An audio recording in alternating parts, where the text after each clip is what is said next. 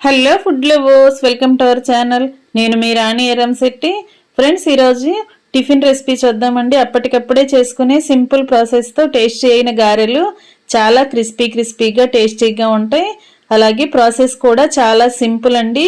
పప్పు నానబెట్టుకోవటం, కడగటం, రుబ్బుకోవటం, grinder clean చేసుకోవటం, అదంతా ఎక్కువ శ్రమ అనేది లేకుండా అప్పటికప్పుడే ఈ గారెలు రెసిపీ అనేది కుక్ చేసి ఫ్యామిలీకి సర్వ్ చేయొచ్చండి. వంటింట్లో ఎక్కువ శ్రమ అనేది ఉండదు. ఆ ప్రాసెస్ అంతా చూద్దాం. వీడియోని ఫస్ట్ నుంచి లాస్ట్ వరకు మధ్య మధ్యలో స్కిప్ చేయకుండా చూడండి. అప్పుడే ప్రాసెస్ అంతా అర్థమవుతుంది. అలాగే మీ అందరికీ కూడా ఈ రెసిపీ అనేది నచ్చేలా ఉంటుందండి. అలాగే ఛానల్ని ఫస్ట్ టైం వాచ్ చేసిన వారు సబ్స్క్రైబ్ చేసుకుని పక్కనే ఉన్న బెల్ బటన్ని క్లిక్ చేయండి. నేను పెట్టబోయే రెసిపీస్ అన్నీ మీ ఫోన్కి నోటిఫికేషన్కి వస్తాయి. ఓపెన్ చేసి చూడండి. రెసిపీస్ కానీ ప్రాసెస్ కానీ మీకు నచ్చినట్లయితే మీరు కూడా కుక్ చేసి ఫ్యామిలీకి సర్వ్ చేయండి. అలాగే వీడియోకి లైక్ చేయటం మాత్రం మర్చిపోకండి. ఈ గారెలు రెసిపీ అనేది చాలా సింపుల్ అండి, టేస్టీ రెసిపీ కూడా. ఇంకా ప్రాసెస్ స్టార్ట్ చేద్దాం. 2 బంగాళదుంపలను తీసుకోండి. శుభ్రంగా కడుక్కున్న తర్వాత వాటిని ఒక్కొక్క దుంపని 4 ముక్కలుగా కట్ చేసి పెట్టుకోండి. ఈ విధంగా నేను చూపించిన విధంగా నిలువుగా కట్ చేసుకోండి. ఇలా నిలువుగా పొడవుగా ఉండాలి. ఇదే విధంగా రెండవ దుంపను కూడా కట్ చేసి పెట్టుకోండి. ఈ ముక్కలన్నీ కూడా గిన్నెలోకి వేసుకోండి.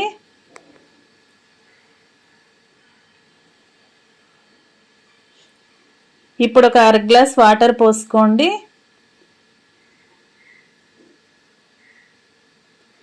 ముక్కలు ములిగేంత వరకు పోయాల్సిన పని లేదండి. ఒక 1/2 గ్లాస్ పోస్తే సరిపోతాయి. ఇప్పుడు ఒక టేబుల్ స్పూన్ గల్లు ఉప్పు వేసుకోండి. ఉప్పు వేసుకుని దుంపల్ని ఉడికించినట్లయితే దుంపకి టేస్ట్ అనేది బాగా వస్తుంది. రెసిపీలో మనం యూజ్ చేసినప్పుడు దుంపలకి రెసిపీకి టేస్ట్ అనేది బాగా వస్తుంది. కొంచెంగా వేసుకున్నాం కదా. ఇప్పుడు ఒక 1/2 టీ స్పూన్ పసుపు కూడా వేసుకుని ఉప్పు పసుపు కూడా వాటర్లో కలిసేంత వరకు బాగా కలుపుకోండి. దుంపలు ఉడుకుతున్నప్పుడు ఈ ఉప్పు పసుపు కూడా దుంపలకి బాగా పడతాయి. అప్పుడు రెసిపీకి టేస్ట్ అనేది చాలా బాగుంటుంది. ఇప్పుడు మూత పెట్టుకుని ఈ గిన్నెను కుక్కర్లో పెట్టి 3 విజిల్స్ వచ్చేంత వరకు ఉడికించండి.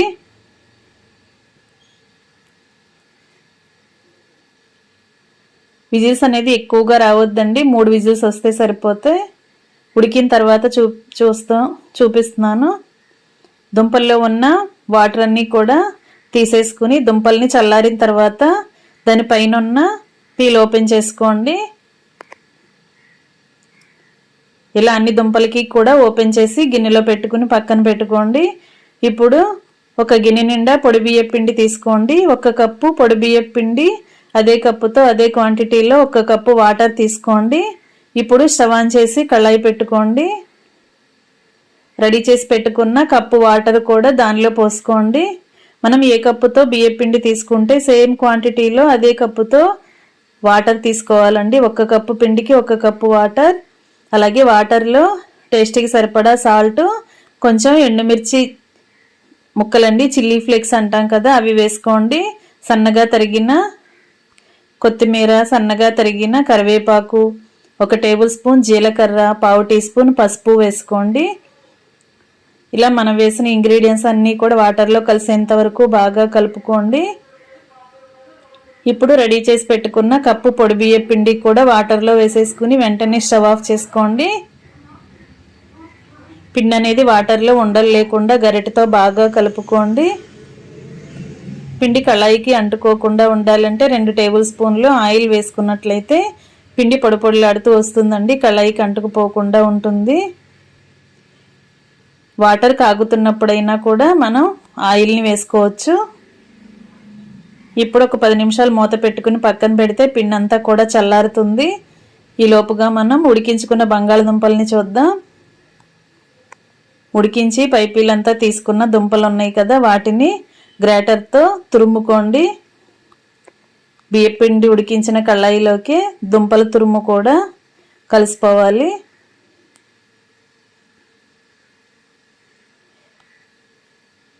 ఎండుమిర్చి ప్లేస్లో మీరు కారం అయినా యాడ్ చేసుకోవచ్చండి. వాటర్లో ఎండుమిర్చి వేసాం కదా, ఎండుమిరపకాయల్ని కళాయిలో వేసి బాగా డ్రై రోస్ట్ చేసుకుని ఫ్రై అయిన తర్వాత వాటిని మిక్సీ పట్టుకుని ఒక బాక్స్లో స్టోర్ చేసుకున్నట్లయితే ఎండుమిర్చి పౌడర్ అనేది వస్తుంది.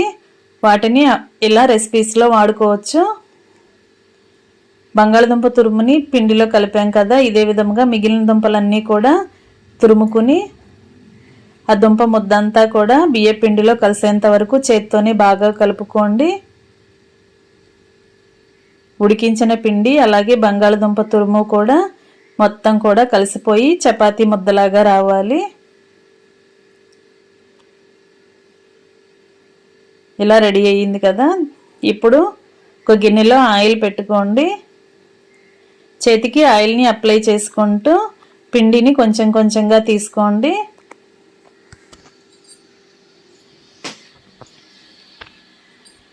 మనకి కావలసిన సైజులో పిండి ముద్దల్ని తీసుకుని గారెల్లాగా రెడీ చేసుకోవటమే. పిండి అనేది కరెక్ట్గా ఉడికించుకుని కరెక్ట్గా కలుపుకున్నట్లయితే చపాతీ ముద్దని కరెక్ట్గా రెడీ చేసుకున్నట్లయితే మనం గారెలు ఒత్తుకునేటప్పుడు పైన ఎక్కడ కూడా క్రాక్స్ అనేవి రావండి. పిండి విడిపోకుండా పర్ఫెక్ట్ గారెలు షేప్ అనేది వస్తుంది. ఈ విధంగా రెడీ చేసి ప్లేట్లో పెట్టుకోండి. ఇలా మధ్యలో పెద్దగా హోల్ చేసుకున్నట్లయితే గారెంతా కూడా లోపల వరకు కరెక్ట్గా ఫ్రై అయ్యి క్రిస్పీగా టేస్టీగా ఉంటాయి.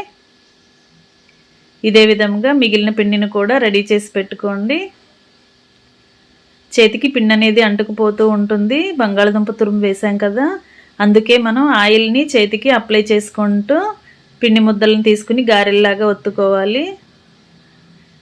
గారె చేస్తున్నప్పుడు ఎక్కడైనా క్రాక్స్ అనేవి వస్తే వాటిని కరెక్ట్గా సరి చేసుకుని పెట్టుకోండి. ఇదే విధంగా మిగిలిన పిండి అంతా కూడా రెడీ చేసుకోండి. ప్రాసెస్ చాలా సింపుల్ అండి. డీప్ ఫ్రై కూడా చాలా తక్కువ టైంలోనే కంప్లీట్ అయిపోతాయి. ఇప్పుడు స్టవ్ ఆన్ చేసి కళాయి పెట్టుకుని ఆయిల్ కాగించుకుని ఫ్లేమ్ని మీడియంలో పెట్టుకోండి.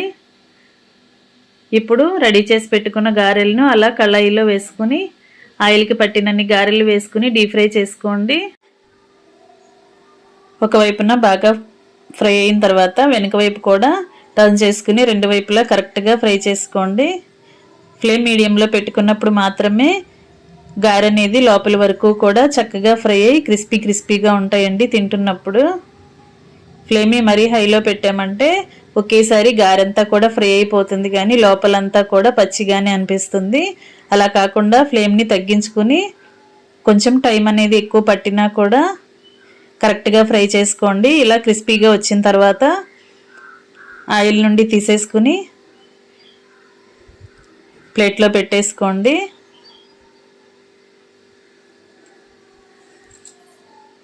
ఆయిల్ కూడా ఎక్కువగా పీల్చుకోదండి. మనం బియ్యం పిండితో చేసాం కదా, రెసిపీకి టేస్ట్ అనేది చాలా బాగుంటుంది కానీ ఆయిల్ అసలు ఎక్కువగా పీల్చుకోదు. చాలా సింపుల్గా వీటిని తక్కువ ఆయిల్తో కూడా డీప్ ఫ్రై చేసేసుకోవచ్చు.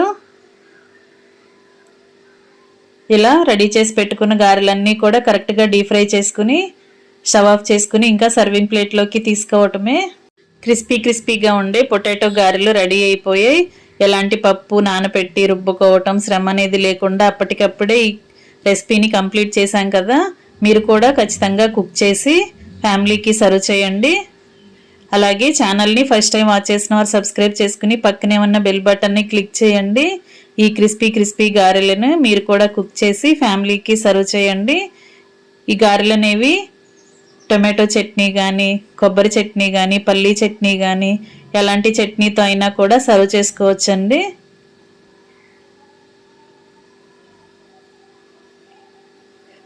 నేను ఎండుమిర్చి కొబ్బరి ముక్కలతో చట్నీ చేశాను. కొబ్బరి చట్నీతో సర్వ్ చేయబోతున్నాను. మీరు మీకు నచ్చిన చట్నీని ప్రిపేర్ చేసుకుని సర్వ్ చేసుకోండి. ఇంకా రెడీ అయిపోయండి. ఇలా వేడివేడి గారెలను కొబ్బరి చట్నీతో ఫ్యామిలీకి సర్వ్ చేసుకోవటమే. చాలా టేస్టీగా ఉండే రెసిపీ కంప్లీట్ అయిపోయింది కదా. వీడియో నచ్చినట్లయితే లైక్ చేయండి. అలాగే మీ ఫ్రెండ్స్కి ఫ్యామిలీ మెంబర్స్కి రెసిపీ షేర్ చేయండి. మీరు కూడా కుక్ చేసి మీకు ఎలా వచ్చాయో నచ్చాయో నాకు కమెంట్ చేయండి. మీరు ఇంతకు ముందు ఎప్పుడైనా కూడా ఇలాంటి గారెలు చేశారో లేదో కూడా నాకు కమెంట్ చేయండి. మీకు ఇష్టమైతే రెసిపీని కుక్ చేయండి. Thanks for watching. నేను మీ రాణి ఎర్రంశెట్టి.